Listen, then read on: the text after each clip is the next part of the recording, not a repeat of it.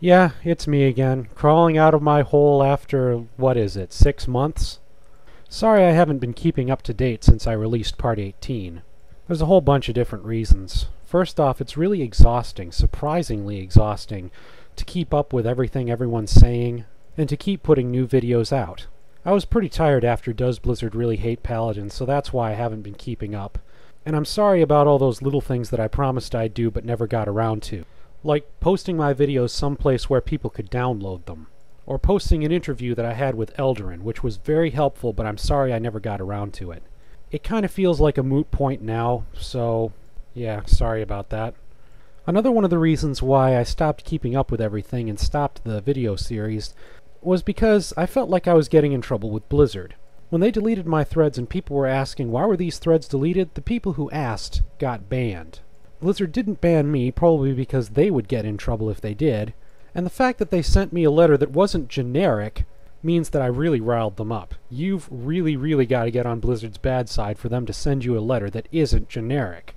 So I decided to back off. Besides, these videos really seem to have accomplished their purpose. I mean, take a look at the issues that I talked about. Communication? We've got it. Ranged attacks? We've got it. Blessing of Kings? We've got it. Baseline, trainable, awesome. The ability for Paladin tanks to stop enemy casters from casting and get them to start running towards us? Got it. Combat interaction? Got it. Things are looking pretty awesome. With, well, a few exceptions. I can understand that the upcoming change to Beacon of Light will make Paladins awesome healers and potentially overpowered, but I don't think that another nerf to Illumination is the answer. Another thing which I don't like is, well, take a look at the tiers of these two talents. Illumination is in Tier 3, Beacon of Light is all the way down there in Tier 11.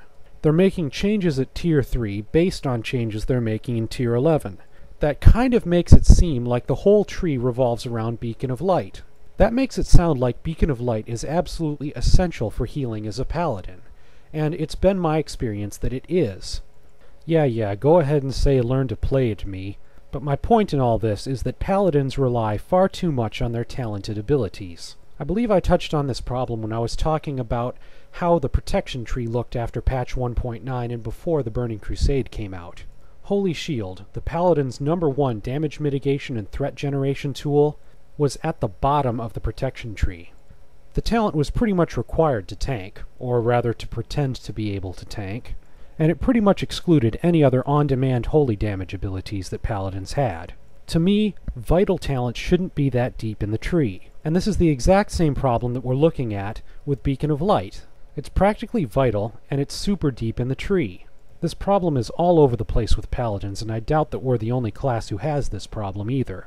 The problem of Paladins relying on their talents too much is a very widespread and general problem, and I think that it's not going to be addressed until, at soonest, the next expansion comes out. Still, I don't think that Beacon of Light ought to be that deep in the tree. One last bit of negativity that I'd like to get off my chest before I move on to the positive stuff. Spiritual attunement. I think that it's very good that Ghostcrawler came out and said why they're doing what they're doing with spiritual attunement. And it seems like a reasonable reason, too. On some fights, Paladins have a ton of mana and can do just about anything. On other fights, they're starved for mana. Admittedly, making spiritual attunement deep in the protection tree does solve this problem, but it creates some all-new problems. Other people have talked about them before. Low-level Paladins who want to tank are unable to do so because they don't have that talent, and have no way of recovering mana. And even high-level Paladins who want to hybridize themselves can't do so because the talent is a little too deep. The best solution, which I was actually going to propose myself, but somebody else beat me to the punch, is to fold Spiritual Attunement into Righteous Fury, and then add something to Righteous Fury to make it undesirable for Holy Paladins. Anyhow, on to the good stuff. There's been quite a bit of good stuff that's happened since Part 18 came out. Our Seal and Judgment system got another revamp. Now, seals are lasting 30 minutes, and I was particularly impressed with the addition of Hand of Reckoning. I believe this is the sort of thing that Blizzard said they'd never ever give us. Of course, that was back before the Burning Crusade came out. An on-demand, ranged damage ability that's also a taunt. If you were around back before the Burning Crusade came out, you probably would have sold your soul to get something like this. Well, now we've got it. And then they went and made Exorcism so that it could hit anything. So now we also have something that hits hard and is at range. I'd like to add that I don't mind the fact that they're adding a cast time to it now, and even though I'm not Retribution, the change to Art of War sounds like it'll be awesome. It'll actually force Paladins to make the choice.